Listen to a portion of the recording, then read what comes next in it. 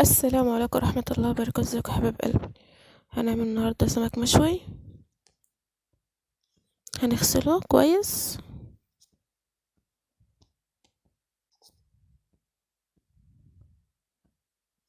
زي ما انتوا شايفينه كده. انا غسلته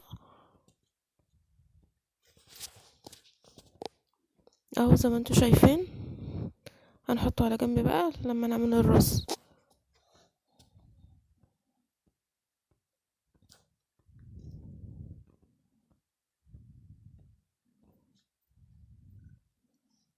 هنغسله اهو زي ما انتوا شايفين كده.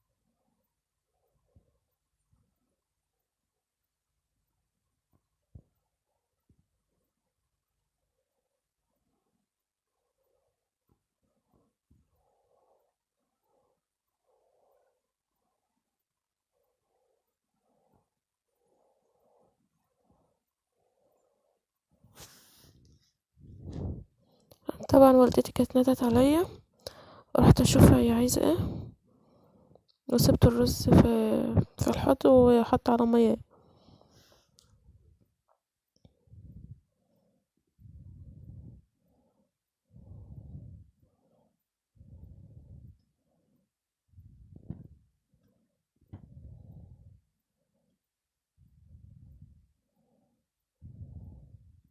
اه جيت اهوت.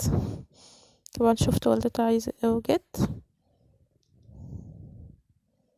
اكمل بقى غسيل الرز زي ما انتوا شايفين كده. هنقعد نغسل فيه لحد ما المية تنضف ونولع.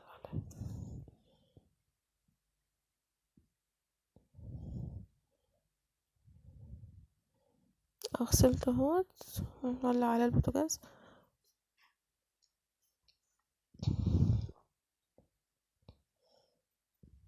نحط الملح،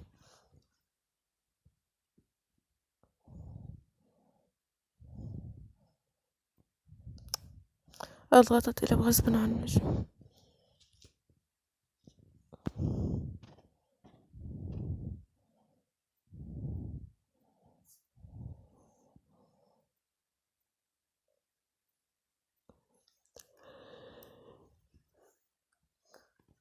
طبعا الرز نشف من المية، هنولع على العين الصغيرة زي ما انتوا شايفين كده ونوطي عليه.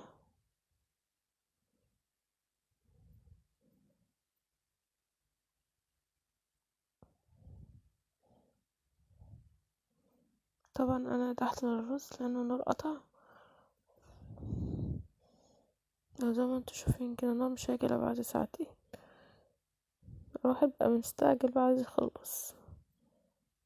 اه نور اهوت. عملت السلطة، عملت فلفل وطماطم والبهارات بتاعتي، طبعا ملح، كمون، كزبرة،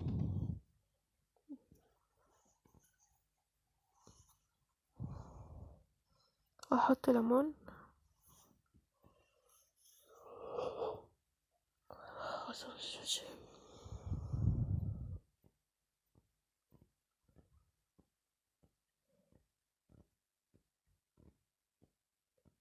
والله بمنتج الفيديو ده الساعة 2 بالليل يعني.